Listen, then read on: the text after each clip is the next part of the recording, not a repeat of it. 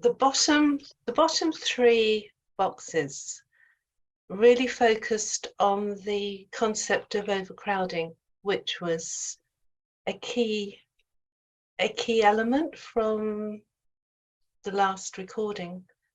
And the way I looked at it was, I mean, there are many ways of looking at it, so this is not definitive and it's not the only way, but it was to begin to make inroads into it, to begin to separate out some of the key elements. And so the three threads, and they each have a journey. So they start in the crowded world that we live in. The first is we get overwhelmed. Everything wants to draw on our energy, and we end up with a bit of a confusion as to, well, what exactly do we want to grow? Do we want to use our energies for? The second confusion or overcrowdedness was the sheer bombardment of, there are always new combinations. If you think of music, fashion, ideas, ways, media, there's a sheer bombardment on our senses all the time, and that can be, again, overwhelming and cluttering up. And the third is the amount of polarization which comes often through the localness of opinions, disorder, personal bias, all the unthought out agendas of modern living. So this paints quite a kind of rather dark picture of confusion and chaos and the limiting of the human potential individually and collectively.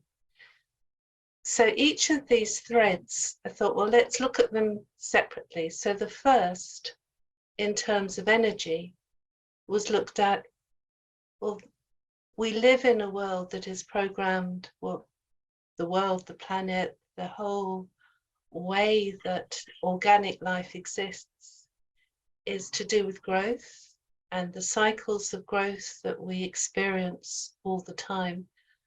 It's very hard to talk about this in a short way because these are very huge domains. So I'm being trying to extract the key threads in a simplistic way. So the first pathway, which goes from the overwhelmed energy depletion, is to be mindful of the cycles of growth and to begin to recognize that one has a choice about what one may want to grow. Obviously, externally, you can grow things physically, but in terms of one's inner life, inner values, expressions, what you want to nurture and actually take right through to a harvest. And that does ultimately come down to separating out and deciding, very much to do with your own choice and decisions. So that's the first trajectory. The second one, where it talks about things being cluttered up and the overwhelmingness, is to look at the threads of what is going on in your mind. If you feel that you're cluttered up, write it out, separate it out, think about it, and then decide which threads have a value for you, which are maybe connected to the natural order and the way of things, and begin to think about that through your own intentions, your own purpose, your own trajectories. And there's a lot more, again, that can be said about that, but that's an initial way of beginning to separate things out in terms of decluttering. And the third trajectory is to do with being able to move away from the isolated singularity of bias and opinions and polarizations. And what occurred there was I've been practicing this in my own mind. It's a little bit like creating a room in my mind where I bring in other things that have more truth and have more context, so that nothing is in isolation or in a polarity, and begin to work with things within a deeper, more holistic context, so there's less isolation. And this trajectory begins to touch into domains.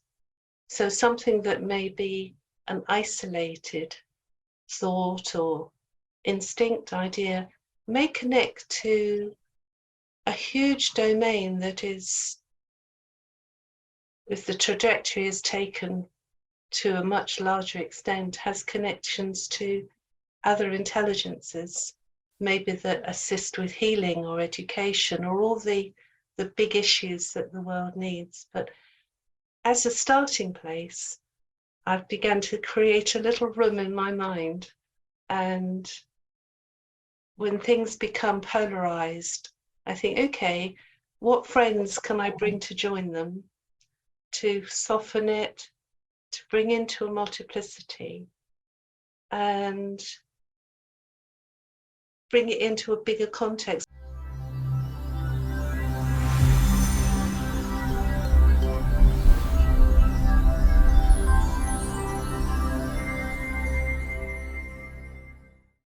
Along with our website at portalsofperception.org, Portals is also available on YouTube and on all podcast platforms, as well as social media. You can become an active member and join the conversation in community events. And you can help us get the word out by liking this content and by sharing it with your friends.